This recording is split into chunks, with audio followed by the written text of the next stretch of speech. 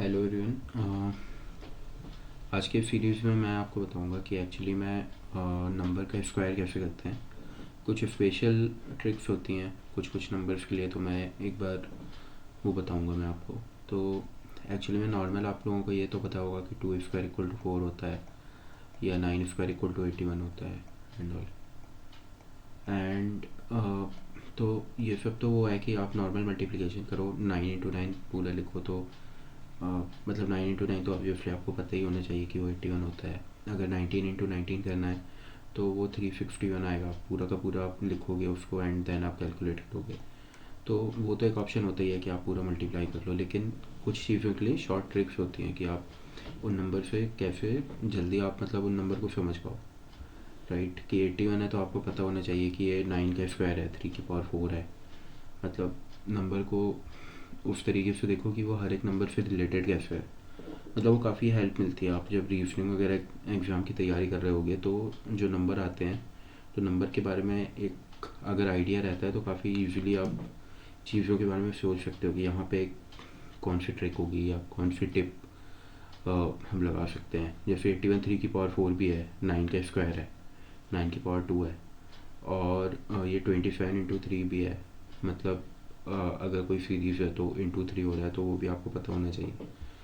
तो ये and all. तो एक छोटा सा यहाँ पे ट्रिक ये होती है कि जब हमें 50 से 60 मतलब 50 से 59 तक के बीच के नंबर का जो हमें स्क्वायर करना है तो उसके लिए एक छोटी ट्रिक होती है।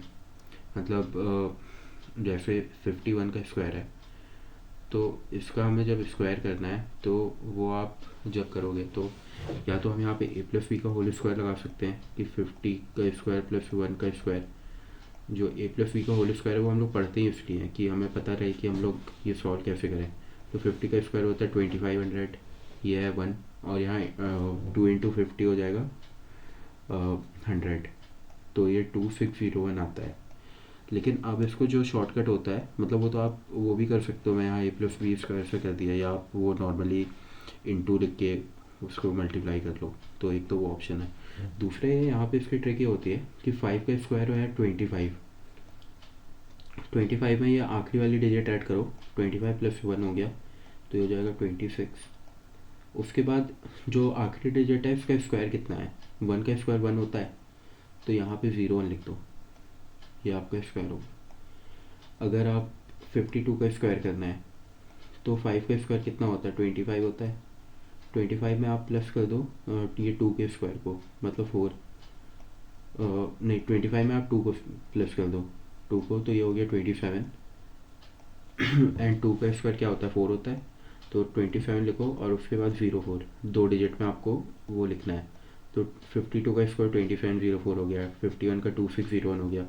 सिमिलरली 57 का जो स्क्वायर होता है अगर आप वो कैलकुलेट करोगे तो 5 स्क्वायर हो गया 25, 25 + 7 हो गया 32, और ये 7 का स्क्वायर हो गया 49, तो 3249। तो इस तरीके से आप मतलब जल्दी से अपने दिमाग में कैलकुलेशन कर सकते हो। एंड एक बार अब आप 3249 देख लिए तो आप जितने ज़्यादा बार वो कैलकुलेशन अगर आप कर रहे होगे अपने दिमाग में कभी, तो आपको याद हो जाएगा कि 3249 57 का स्क्वायर है। ये एक नंबर है जो आप जान रहे होगे कि ये शायद मेरा कहीं पे देखा हुआ नंबर है, तो वो रीजनिंग में काफ़ी हेल्प करता है।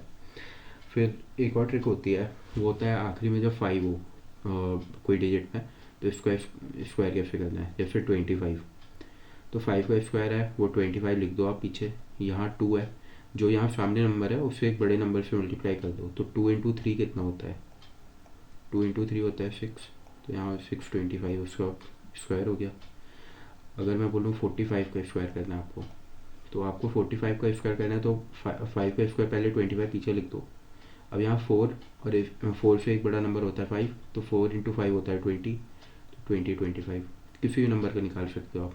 अगर आपको 125 का स्क्वायर निकालना है मान लो, तो 12 रखो, 12 × 12 से एक बड़ा नंबर 13 है, वो वैल्यू होती है 156, और आखिरी में 5 का स्क्वायर आप 25 लिख दो।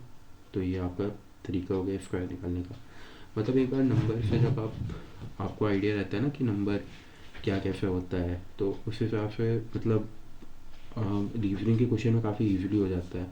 और मैथमेटिक्स में जब नंबरों का पता रहता है तो यार कैलकुलेशन आपकी ऑब्वियसली बेटर होती जाती है। Over time. ऑब्वियसली बहुत प्रैक्टिस लगती है, लेकिन वो बेटर होती जाती है। तो ये एक छोटा सा वीडियो था उससे रिलेटेड। होपफुली आप लोगों को ये पसंद आया होगा। एंड हाँ, ये भले ही है, लेकिन इसमें आपको प्रैक्टिस करनी पड़ेगी, तब जाके वो दिमाग में बैठेगा। ये ट्रिक है। तो चलो ठीक है फिर।